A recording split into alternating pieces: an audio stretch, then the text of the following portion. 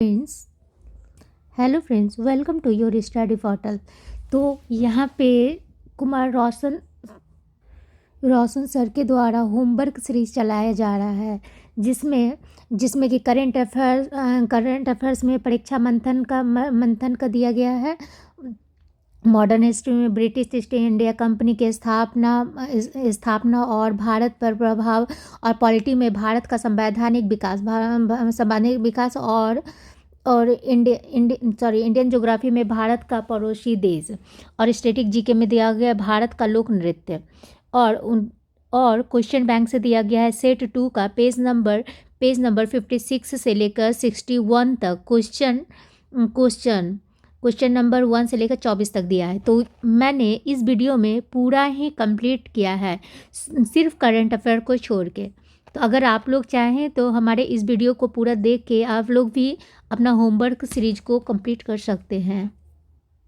अगर हमारा ये वीडियो अगर आप लोगों का अगर कुछ काम फ़ायदा दे रहा है तो please like and share and subscribe किया कीजिए, जिससे कि मैं आप लोगों के लिए ये डेली ला सकूं। अगर आप लोगों को पीडीएफ अगर चाहिए तो आप स्टडी पोर्टल टेलीग्राम पे, ये दृष्टि की बुक है, ये दृष्टि की क्विक रिवीजन बुक है, जो कि एग्ज़ाम के लिए काफ़ी इम्पोर्टेंट है। और यहाँ से आपका उम्मीद है कि कोई भी क्वेश्चन नहीं छूटेगा, क्योंकि ये यूपीएससी बीपीएससी में भी ये मतलब लोग रिवीजन करते हैं इस बुक। तो हम लोग शुरू करते हैं। भूमिका। 1600 में ब्रिटिश ईस्ट इंडिया कंपनी जब भारत आई, वह पूर्ण रूप से एक व्यापारिक कंपनी थी, किंतु कालांतर में भारत की भूमिका। 1600 में ब्रिटिश ईस्ट इंडिया कंपनी जब भारत आई, वह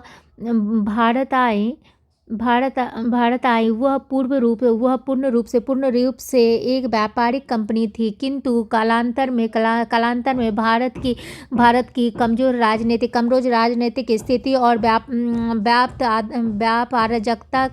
अराजकता का लाभ उठाते हुए कंपनी ने सहस्त्र व्यापार नीति का अनुसरण किया। 1764 में बक्सर का युद्ध तब अंग्रेज अपने अधिकांश यूरोपीय तथा बंगाल जैसे प्रमुख देसी प्रतिद्वंदियों का उन्मूलन कर चुके थे। अतः भारत अब ब्रिटिश विस्तार के लिए एक मुक्त क्षेत्र था। अंग्रेजों ने अपनी भारत विजय के दौरान कुछ महत्वपूर्ण सबक सीखे, जिनका ब्रिटिश शक्ति के विस्तार में भी अनुसरण किया। अंग्रेजों का विश्वास था कि भारत में एक ठोस राष्ट्रवादी विचारधारा के आधार में वे भारतीय शासकों के आपसी झगड़ों का फायदा उठाकर अपने राजनीतिक आकांक्षाओं को आसानी से पूर्ण कर सकते हैं। इसी नीति का अनुसरण करते हुए ब्रिटिश ईस्ट इंडिया कंपनी ने भारत में क्षेत्रीय विस्तार किया। अब देखते हैं ब्रिटिश शक्ति के विस्तार में निहित कारण। भारत में ब्रिटिश साम्राज्य की स्थापना चरणबद्ध रूप से हुई। भारत में ब्रिटिश साम्राज्य की स्थापना के लिए मुख्यतः पांच व्यक्ति Lord Clive, Warren Hasting, Cornwallis, Wellesley और डलहौजी प्रमुख रूप से उत्तरदायी थे। इन्होंने तत्कालीन भारतीय परिस्थितियों का लाभ उठाकर केंद्रीय सत्ता का अभाव, राजनीतिक अस्थितियां, अदूरदर्शिता, ब्रिटिश शक्ति ब्रिटिश शक्ति के विस्तार में निहित कारण क्या है? तो भारत में ब्रिटिश साम्राज्य की स्थापना चरणबद्ध रूप से हुई। भारत में ब्रिटिश साम्राज्य की स्थापना के लिए मुख्यतः पांच व्यक्ति Lord Clive, Warren Hasting, Cornwallis, Wellesley और डलहौजी प्रमुख रूप से उत्तरदायी थे। इन्होंने तत्कालीन भारतीय परिस्थिति का लाभ उठाकर केंद्रीय सत्ता का अभाव, राजनीतिक अस्थिरता, अदूरदर्शिता ब्रिटिश शक्ति के विस्तार में महत्वपूर्ण भूमिका निभाई। अंग्रेज गवर्नर के द्वारा भारत में क्षेत्र विस्तार के संदर्भ में कहा जाता है कि क्लाइव ने भारत में अंग्रेजी राज्य की नींव डाली। वॉरेन हेस्टिंग ने उस नींव को मजबूत किया। कॉर्नवालिस ने इमारत खड़ी करनी प्रारंभ की। बेलेस्ली ने उस इमारत को पूरा किया और बाद के गवर्नर जनरल ने उसे अंतिम शक्ल प्रदान किया। अंग्रेजों ने भारतीय राजाओं के साथ विजय अथवा कूटनीति के उद्देश्य से कई छोटे बड़े युद्ध किए और 1857 तक अपनी कूटनीति, षड्यंत्र, रणनीति और युद्ध से संपूर्ण भारत पर अधिकार कर लिया। सामाजिक धार्मिक दृष्टि से भारत विभिन्न वर्गों, जातियों और संप्रदायों में विभक्त था, जिनके कारण उनकी वफादारी केवल अपनी जाति एवं क्षेत्र तक सीमित रही। फलतः ब्रिटिश के विरुद्ध वे एकजुट होकर बड़ा प्रतिरोध नहीं कर सके। ब्रिटिश काल में अंग्रेजों ने रणनीति युद्धों के साथ भारत पर प्रभुत्व बनाए रखने हेतु तीन प्रमुख नीतियां अपनाई, जो निम्न हैं। लॉर्ड क्लाइव की द्वैध शासन की नीति, बेलेस्ली की सहायक संधि की नीति, लॉर्ड डलहौजी की व्यापकता सिद्धांत की नीति।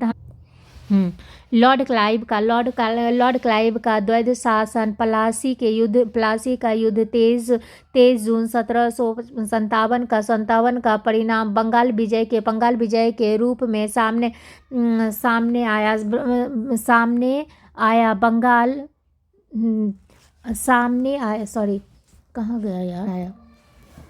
बंगाल मीर जाफर की महत्वाकांक्षा के कारण अराजकता की ओर अग्रसर हुआ। वहीं लॉर्ड क्लाइव ने आंतरिक संघर्ष का लाभ उठाकर कूटनीति षड्यंत्रों से बंगाल के नवाब सिराजुद्दौला को युद्ध में परास्त किया। बक्सर के युद्ध में 22 अक्टूबर 1764 के पश्चात हुए इलाहाबाद की संधि 12 अगस्त 1765 में अंग्रेजों को बंगाल, बिहार और उड़ीसा की दीवानी प्राप्त हो गई। कालांतर में बंगाल के नवाब नजमुद्दौला से अंग्रेजों को बंगाल, बिहार और उड़ीसा की दीवानी और निजामत सूबेदारी भी प्राप्त हो गई। ध्यावत हो दीवान और सूबेदार मुगलकालीन प्रांतीय प्रशासन के स्तर पर दो प्रमुख अधिकारी होते थे। दीवानी से अभिप्राय भूमि कर वसूल करना और भूमि कर संबंधी दीवानी मुकदमों का निर्णय करना होता था, जबकि सूबेदारी निजामत का अभिप्राय प्राय आंतरिक सुरक्षा, शांति तथा सुव्यवस्था, न्याय व्यवस्था और फौजदारी मुकदमाओं का निर्णय करना आदि होता था। कंपनी दीवानी और निजामत के कार्यों का निष्पादन अपने भारतीय अधिकारियों के माध्यम से करती थी। दीवानी कार्य के लिए कार्य करने के लिए कंपनी ने बंगाल में रजा खां, बिहार में सिताव रॉय तथा उड़ीसा में राय दुर्लभ को दीवान नियुक्त किया।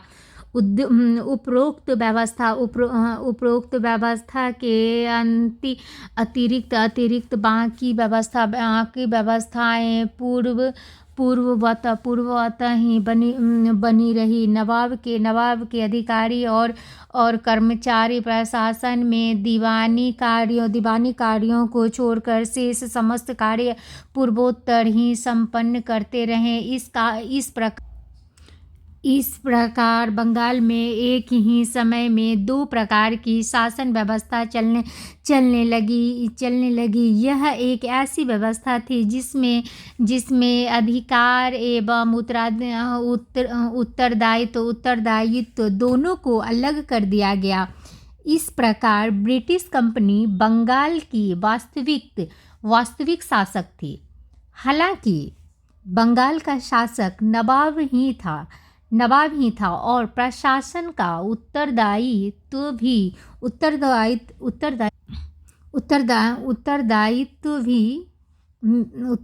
भी उसी के हाथों में था, किंतु नवाब के समस्त अधिकार छीन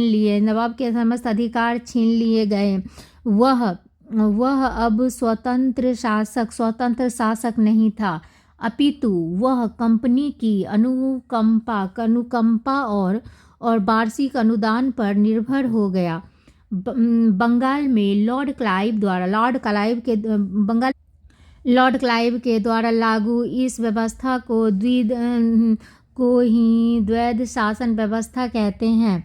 द्वैध शासन स्थापित करने के कारण क्या था? बक्सर का युद्ध कब हुआ था? 1764 में। 1764 की विजय के पश्चात कंपनी यदि सीधे ही सत्ता हाथ में ले लेती तो कंपनी का वास्तविक साम्राज्यवादी चेहरा जनता के समक्ष आ जाता, जिससे स्थानीय विद्रोह भड़कने तथा अन्य विदेशी प्रतिद्वंदियों के एकजुट होने का अंदेशा था।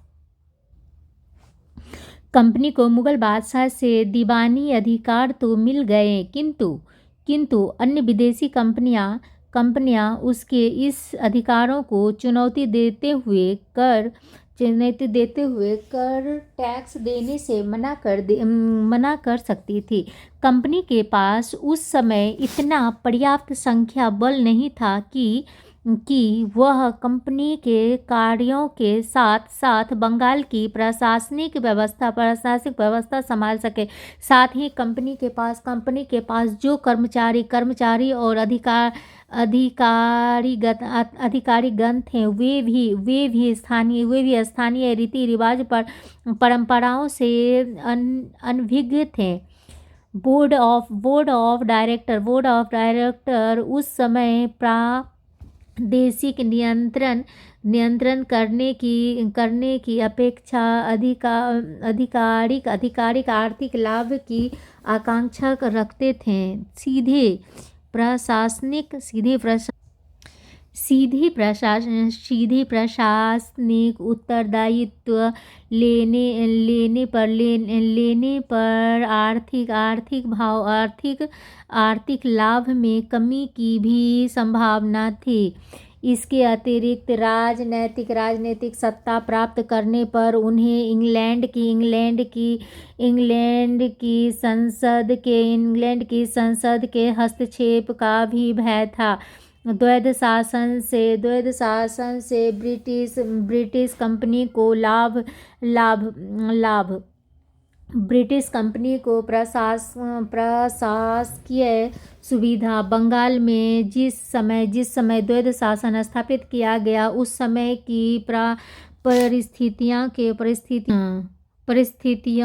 के अनुसार वह उचित था। ब्रिटिश कंपनी को इससे प्रशासकीय सुविधा मिली। द्वैध शासन से कंपनी का प्रशासकीय कार्यभार अत्यंत कम रहा और बंगाल पर उसका पूर्ण नियंत्रण बना रहा। बाहरी संघर्ष से बचाव। ब्रिटिश कंपनी यदि बंगाल के नवाब को पृथक कर स्वयं शासन चलाती तो वह उस समय अन्य यूरोपीय कंपनियों तथा भारतीय शासकों के विरोध का कारण बन सकता था। परिणामतः भारतीय शासकों और यूरोपीय कंपनियों के सम्मिलित विरोध का सामना कर पाना कंपनी के लिए अलग असंभव जैसा होता। आर्थिक लाभ क्या था? तो ब्रिटिश कंपनी यदि स्वयं प्रशासन चलाती तो उसे नवीन अधिकारी वो कर्मचारी ऊंचे वेतन पर रखने पड़ते। इससे आर्थिक भार में वृद्धि होती। नवाब के कम वेतन के कर्मचारियों के द्वारा प्रशासन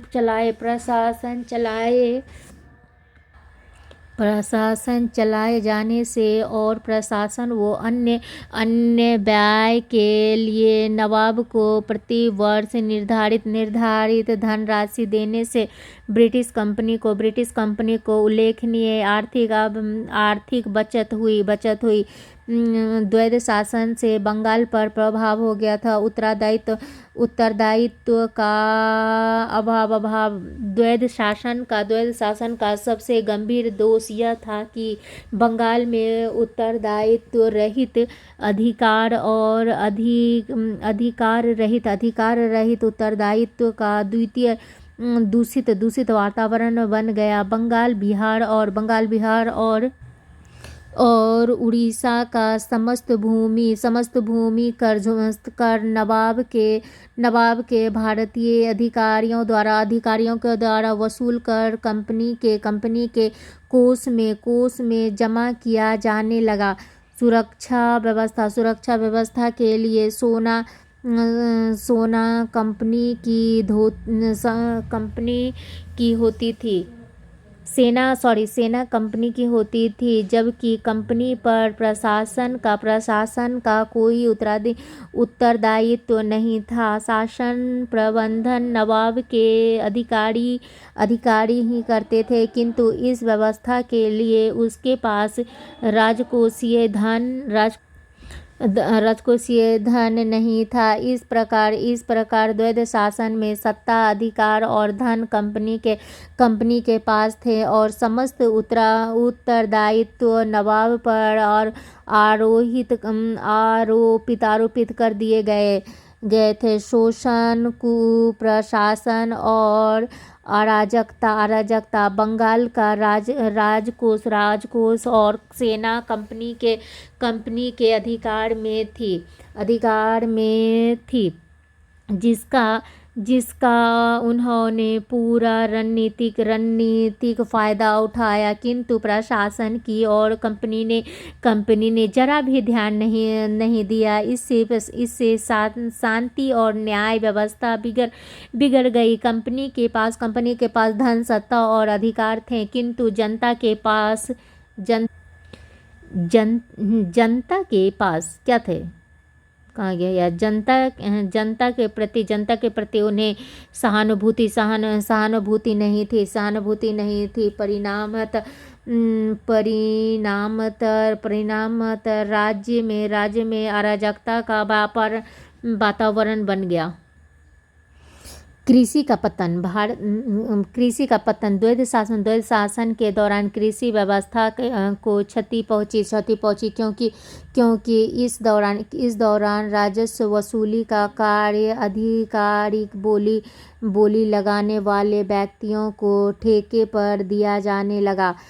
इस व्यवस्था का दुष्परिणाम यह हुआ कि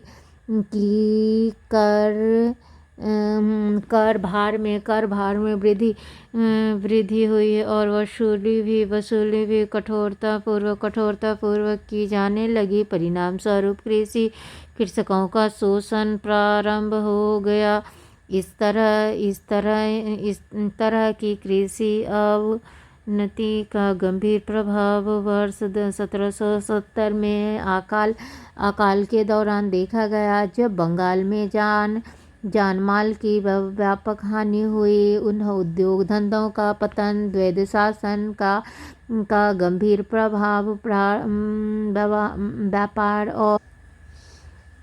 व्यापार और वाणिज्य की अवनति के रूप में भी प्रकट हुआ। 1717 में कंपनी को जारी कर मुक्त व्यापार व्यवस्था से कंपनी का बंगाल के व्यापार पर एकाधिकार हो गया, जो बंगाल में द्वैध शासन की स्थापना के बाद और बढ़ गया। इस अधिकार का दुरुपयोग कंपनी के अधिकारियों ने बंगाल के व्यापारियों तथा उत्पादकों से कम मूल्य पर वस्तुएं खरीदने में किया, जिससे स्थानीय व्यापारियों की स्थिति बदतर हो गई। कंपनी ने इंग्लैंड के कपड़ा उद्योग को प्रोत्साहित करने के लिए बंगाल के कपड़ा उद्योग को हतोत्साहित किया। वस्तुतः बंगाल में कच्चे रेशम के उत्पादन को तो समर्थन दिया गया, लेकिन बुनकरों को कम दाम पर कंपनी के साथ कार्य करने के लिए बाध्य किया गया। इसके अलावा व्यापार पर एकाधिकार बढ़ने से भारतीय उत्पादकों एवं शिल्पकारों के लिए कार्य करना अब लाभप्रद नहीं रहा, अतः वे उत्पादन प्रक्रिया से दूर होकर कृषि मजदूर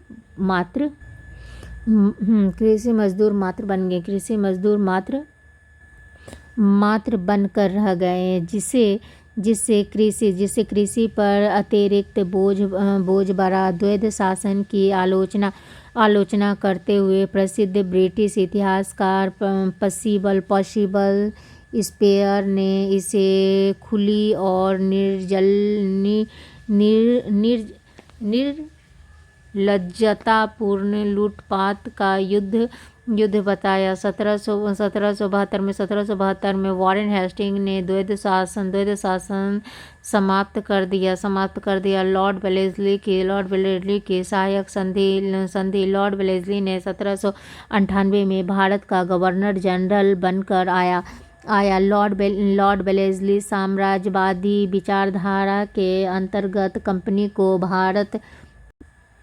भारत की सर्वोच्च शक्ति के रूप में स्थापित करना चाहता था और भारतीय शासकों के दरबारों में सक्रिय एवं सेनाओं में फ्रांसीसी अधिकारियों के बढ़ते प्रभाव को नष्ट करना चाहता था।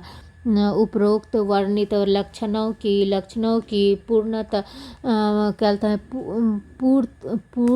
पूर्ति के लिए लॉर्ड वेलेस्ली ने सहायक संधि की नीति का अनुसरण किया। उसने भारतीय राज्यों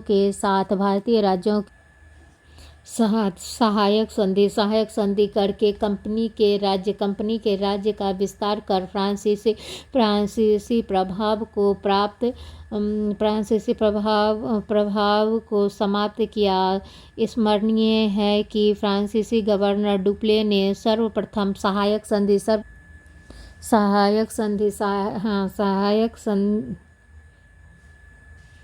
सहायक संधि करके कंपनी के राज्य का विस्तार कर फ्रांसीसी प्रभाव को समाप्त किया। स्मरणीय है कि फ्रांसीसी गवर्नर डुप्ले ने सर्वप्रथम सहायक संधि प्रणाली का प्रयोग करते हुए भारतीय नरेशों को सहायता देने और बदले में उनसे धन लेने की शुरुआत की थी, परंतु सहायक संधि को व्यावहारिक रूप से ब्लेज़ली ने ही दिया। सहायक संधि का अर्थ और विकास। सहायक संधि का सामान्य अर्थ होता है दो या दो से अधिक शक्तियों के बीच अपनी सुरक्षा हेतु आपसी समझौता, लेकिन तकनीकी अर्थों में और भारत में प्रभाव के आधार पर इसका अर्थ बदल जाता है और अब वह व्यवस्थापूर्वक किसी श्रेष्ठ शक्ति की सहायता लेना। भारत में ब्रिटिश शक्ति का विस्तार हो जाता है। सहायक संधि के द्वारा अब रियासतों की वास्तविक संप्रभुता का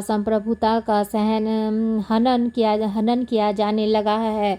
वैसे तो प्रथम सहायक संधि 1765 में अंग्रेजों ने अवध के नवाब से ही कर ली थी, जब उनकी सुरक्षा के बदले धन वसूला गया, किंतु इसकी वास्तविक शुरुआत 1798 से होती है। सहायक संधि का व्यापक प्रयोग ब्लेज़ली के द्वारा किया गया। विशिष्ट रूप से परिवर्तित सहायक संधि को स्वीकार करने वाले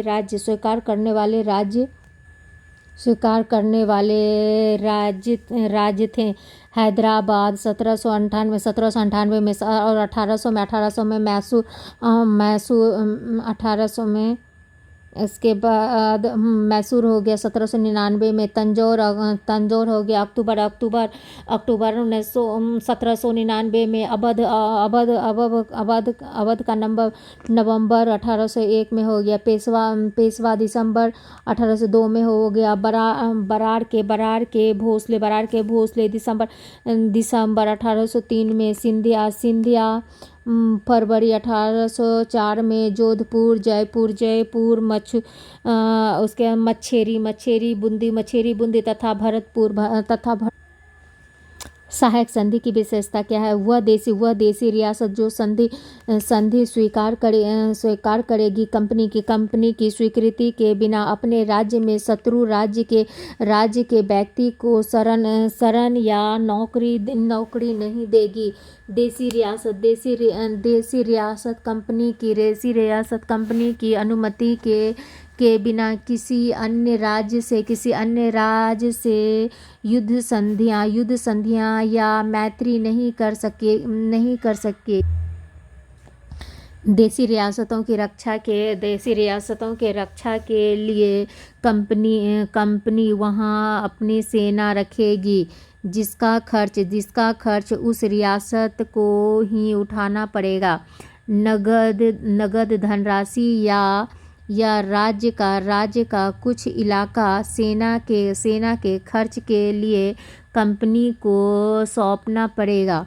देशी रियासतें शासन प्रबंधन के लिए अपने दरबार में एक ब्रिटिश एजेंसी रखेगी।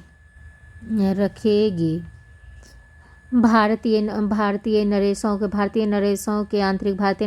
के आंतरिक शासन में कोई हस्तक्षेप नहीं किया जाएगा। कंपनी राज्यों की आंतरिक एवं बाहरी आक्रमणों से सुरक्षा करेगी। सहायक संधि से कंपनी के लिए सहायक संधि एक वरदान सिद्ध हुई। सहायक संधि से कंपनी को निम्नलिखित लाभ हुए। देशी रियासतों से फ्रांसीसियों का प्रभाव पूर्णतः समाप्त हो गई, क्योंकि फ्रांसीसियों को वहाँ नियुक्ति का अवसर प्राप्त नहीं हो सकता था।